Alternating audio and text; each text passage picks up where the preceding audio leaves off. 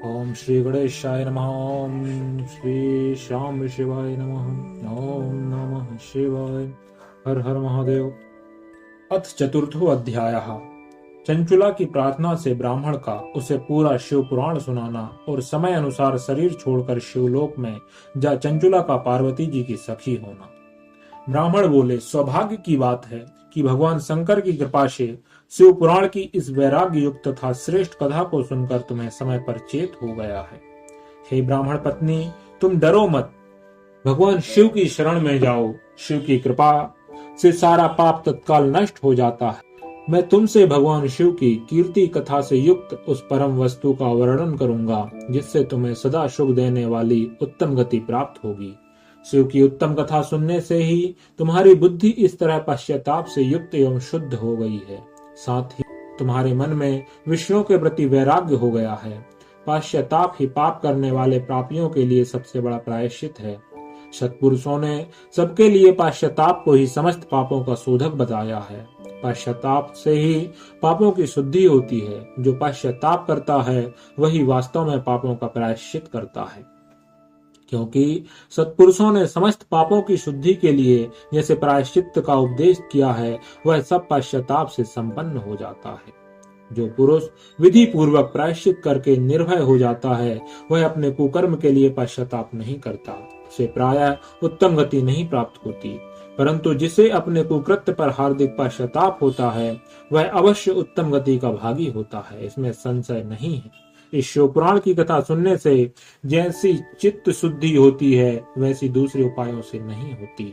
जैसे दर्पण साफ करने पर निर्मल हो जाता है, उसी प्रकार इस शिव पुराण की कथा से चित्त अत्यंत शुद्ध हो जाता है, इसमें संशय नहीं है।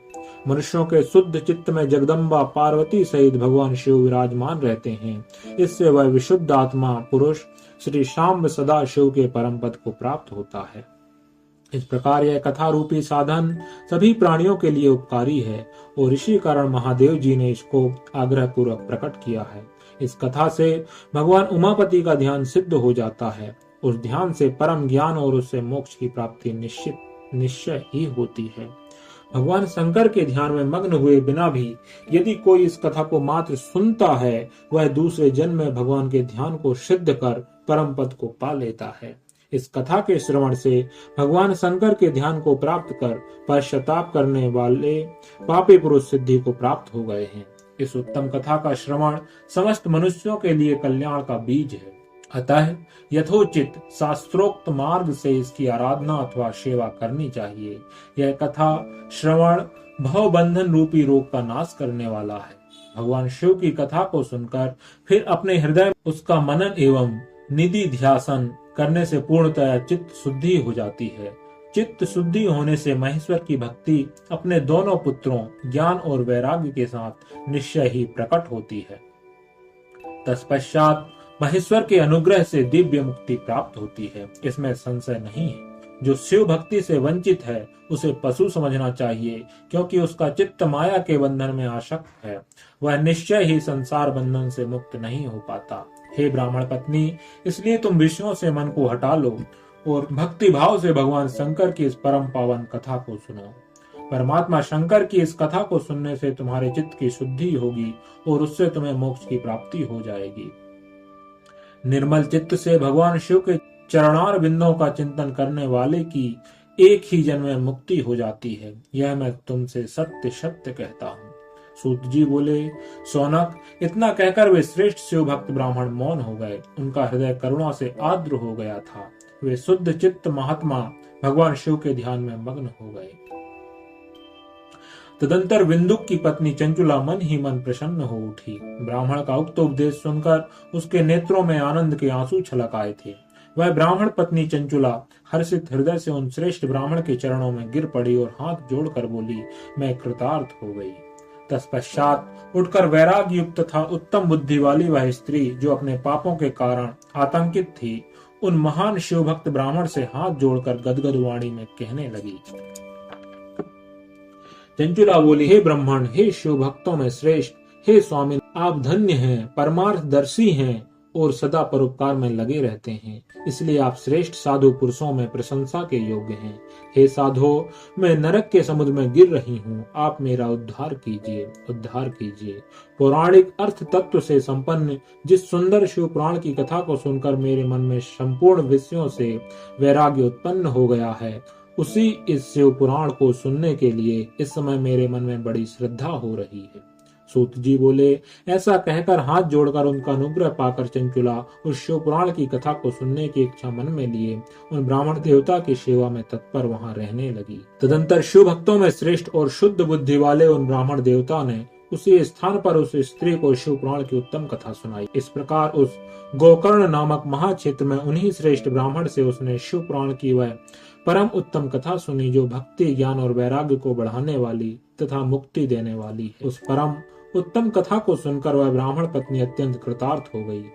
उन सदगुरु की कृपा से उसका चित्त शीघ्र ही शुद्ध हो गया। भगवान शिव के अनुग्रह से उसके हृदय में शिव के सगुण रूप का चिंतन होने लगा। इस प्रकार सदगुरु का आश्रय लेकर उसने भगवान शिव में लगी रहने वाली उत्तम बुद्धि पाकर शिव के सच्चिदानंदमय स्वरूप का बारंबार चिंतन आरंभ किया। वह प्रतिदिन तीर्थ के जल में स्नान करके जटा और वलकल धारण करने लगी तथा समूची देह में भस्म लगाकर रुद्राक्ष के आभूषण धारण करने लगी। वह भगवान शिव के नाम जप में लगी रहती थी। संयमित वाणी और अल्पाहार करते हुए गुरु के बताए मार्ग से वह शिव जी को प्रसन्न करने लगी। हे सौनक, इस प्रकार शंभु का उत्तम ध्यान करते हुए उस चंचुला का बहुत सा समय बीत गया। तत्पश्चात समय के पूर्ण होने पर भक्ति, ज्ञान और वैराग्य से युक्त हुई चंचुला ने अपने शरीर को बिना किसी कष्ट के त्याग दिया। इतने में ही त्रिपुर शत्रु भगवान शिव का भेजा हुआ एक दिव्य विमान द्रुत गति से वहां पहुंचा, जो उनके अपने गणों से संयुक्त और भांति भांति के शोभा साधनों से संपन्न था। चंचुला उस विमान पर आरूढ़ हुई और भगवान शिव के श्रेष्ठ पार्षदों ने उसे तत्काल शिवपुरी में पहुंचा दिया। उसके सारे मल धुल गए थे। वह दिव्य रूप धारिणी दिव्यांगना हो गई थी। उसके दिव्य अवयव उसकी शोभा बढ़ाते थे। मस्तक पर अर्धचंद्र का मुकुट धारण किए वह गौरांगी देवी शोभा वाली दिव्य आभूषणों से विभूषित थी। वहां पहुंचकर उसने त्रिनेत्रधारी महादेव जी को देखा। ब्रह्मा, विष्णु आदि देवता उन सनातन शिव की सेवा कर रहे थे। गणेश, भृंगी, नंदीश, वीरभद्रेश्वर आदि उत्तम गण उत्तम भक्ति के साथ उनकी उपासना कर रहे थे। उनकी अंग कांति करोड़ों सूर्यों के समान प्रकाशित हो रही थी। कंठ में नील चिन्ह शोभा पाता था। उनके 5 मुख थे और प्रत्येक मुख में 3-3 नेत्र थे। मस्तक पर अर्धचंद्राकार मुकुट शोभा देता था। उन्होंने अपने वामांग में गौरी देवी को बिठा रखा था, जो विद्युत पुंज के समान प्रकाशित थीं। गौरीपति महादेव जी की कांति कपूर के समान गौर थी। उन्होंने सभी अलंकार धारण कर रखे थे। उनका सारा शरीर श्वेत भस्म से भासित था। शरीर पर श्वेत वस्त्र शोभा पा रहे थे। वे अत्यंत उज्जवल वर्ण के थे। इस प्रकार परम उज्जवल भगवान शंकर का दर्शन करके वह ब्राह्मण पत्नी चंचुला बहुत प्रसन्न हुई। अत्यंत प्रीति युक्त होकर उसने बड़ी उतावली के साथ भगवान को बारंबार प्रणाम किया। फिर हाथ जोड़कर वह बड़े प्रेम, आनंद और संतोष से युक्त हो विनीत भाव से खड़ी हो गई। उसके नेत्रों से आनंद अश्रुओं की अविरल धारा बहने लगी तथा संपूर्ण शरीर में रोमांच हो गया।